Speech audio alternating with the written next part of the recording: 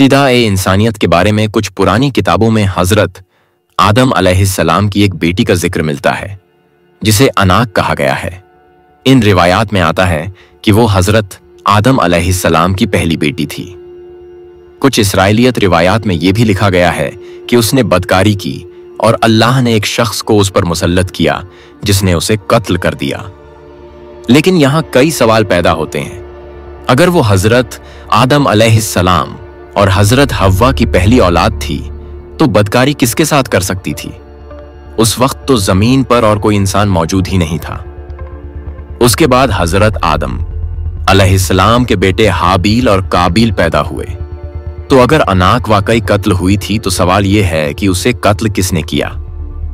और अगर उसका कत्ल सबसे पहला कत्ल था तो फिर कुरान में हाबील के कत्ल को पहला कत्ल क्यों बयान किया गया है?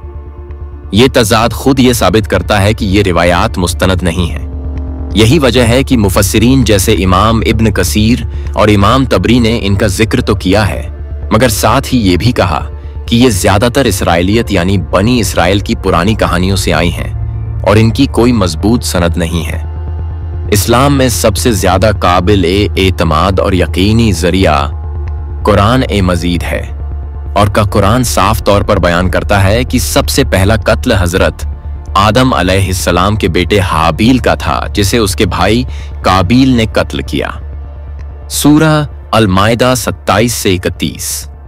लिहाजा अनाक के बारे में जो बातें मशहूर हैं वो गैर मुस्तनद रिवायात और किस्से कहानियां हैं, जबकि असल हकीकत कुरान के मुताबिक ये है कि सबसे पहला कत्ल हाबील का था।